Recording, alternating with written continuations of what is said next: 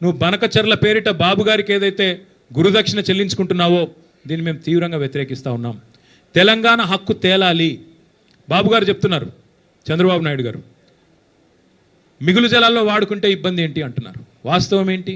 నా దగ్గర మొత్తం వివరాలని మళ్ళీ ఒకరోజు మాట్లాడతాను. ఎందుకంటే ఇవాళ ఆయన తిట్లకు నేను కౌంటర్ తిట్లు తిట్టాల్సి వస్తుంది. నాకు ఇష్టం ఉన్న తిట్లు తిట్టడం కానీ నాకు కూడా తప్పట్లేదు అప్పుడప్పుడు ఇట్లాంటి. ఇవాళ బనకచర్ల విషయంలో మా పార్టీ విధానం ఒకటే.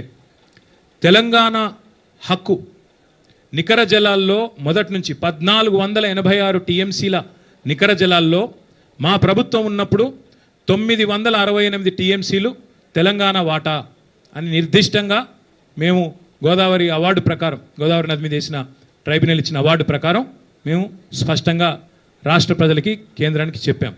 అట్లాగే మిగులు జలాలు ఏవైతే 3000 టీఎంసీలు ఉన్నాయో అదే దామాషా ప్రకారం మాకు 1950 టీఎంసీల నీళ్లు మిగులు జలాల్లో కూడా మాకు రావాలి తెలంగాణకి.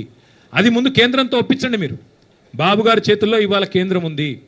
కేంద్ర ప్రభుత్వం కనుక ముందుకొచ్చి మిగులు జలాల్లో తెలంగాణ వాటా 1950 టీఎంసీలు అని స్పష్టంగా అధికారికంగా సాధికారంగా ప్రకటించి నికర జలాల్లో కూడా 968 టీఎంసీలు గోదావరిలో తెలంగాణకు ఉన్నాయని చెప్పి ప్రకటించిన తర్వాత ఆంధ్రప్రదేశ్ గతంలో ఏవైతే అభ్యంతరం చెప్తూ ఉత్తరాలు రాసిందో సీతారామ ప్రాజెక్టు మీద, సీతమ్మ సాగర్ మీద, అట్లాగే సమ్మక్క బ్యారాజు మీద, అట్లాగే కాళేశ్వరం మీద అవన్నీ ఉపసంహరించుకుంటే అప్పుడు తెలంగాణకి న్యాయం జరుగుతుంది తప్ప ఈ రకంగా ఇష్టానుసారంగా ఏ అనుమతి లేకుండా ఒక్క అనుమతి ఉందా?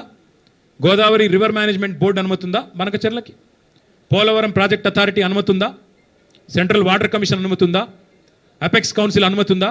ఏ అనుమతి లేకపోయినా నేను కట్టుకుంటా, ఎందుకంటే రేవంత్ రెడ్డి జుట్టు నా చేతుల్లో ఉంది, మోడీ జుట్టు నా చేతుల్లో ఉంది అని ఎవరు అనుకున్నా తెలంగాణ ప్రయోజనాల విషయంలో ఇంకెవరన్నా రాజీ పడవచ్చు, ఇంకెవరన్నా చీకటి మంత్రాంగాలు చేయొచ్చు, కానీ మేము మాత్రం చేయం. మేము ఆంధ్ర ప్రజలకు వ్యతిరేకం కాదు, ఆంధ్ర రైతాంగానికి ఎంత మాత్రం వ్యతిరేకం కాదు, కానీ తెలంగాణ హక్కులు తేలాలి.